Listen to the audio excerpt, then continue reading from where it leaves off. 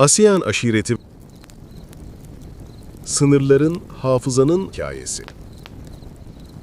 Anadolu'nun doğusunda, Ağrı'nın rüzgarla yoğrulmuş yaylalarında, Patnos'un sert ikliminde, Van'ın dağlarına yaslanan köylerinde, yüzyıllardır sessizce varlığını sürdüren bir topluluk yaşar.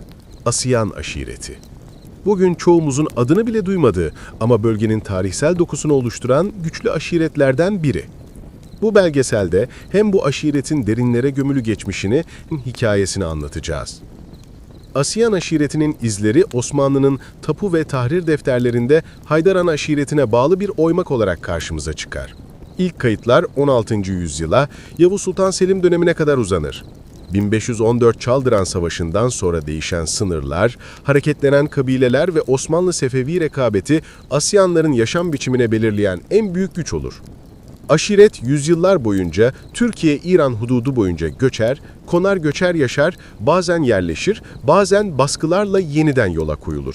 Bu hareketliliği anlamak için bölge coğrafyasına bakmak yeterlidir. Sert kışlar, yüksek dağlar, yaylak ve kışlak döngüsü. Bu coğrafya sadece doğayı değil, toplulukların kaderini de belirler. Asyanlar da bu kaderin bir parçasıdır. Kürtçenin Kırmancı lehçesini konuşur, Şafii mezhebine bağlıdırlar. İnanç, dil, coğrafya ve aşiret yapısı. Tüm bunlar ASEAN kimliğinin omurgasını oluşturur. 1975'te hazırlanan bir aşiret raporunda Patnos çevresindeki ASEAN nüfusu yaklaşık 3250 kişi olarak kaydedilir.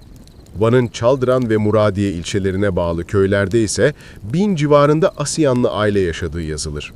Bu rakamlar göçlerle, evliliklerle, ayrışmalarla değişmiş olsa da aşiretin bölgedeki güçlü varlığına işaret eder.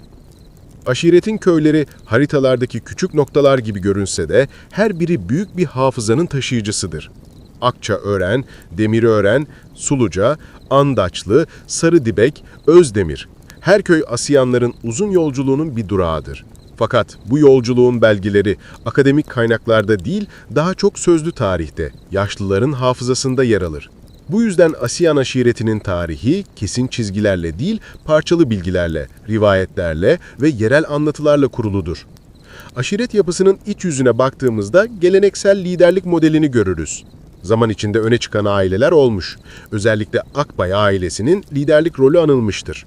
Fakat bu bilgiler de tıpkı aşiretin tarihinin genelinde olduğu gibi resmi belgelere değil, sözlü geleneğe yasanır. Bu yüzden anlatılan her şey bir kesinlik değil, bir ihtimal, bir rivayet olarak ele alınmalıdır. ASEAN aşireti, tarih boyunca büyük savaşlara ya da geniş çaplı isyanlara sahne olmamış görünüyor.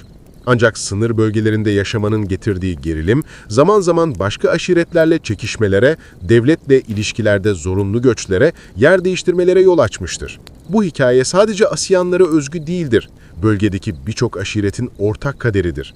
Sınırların çizildiği, aşiretlerin parçalandığı, ailelerin iki ülke arasında bölündüğü dönemlerde kimliklerini korumak için sessiz ama güçlü bir direnç göstermişlerdir.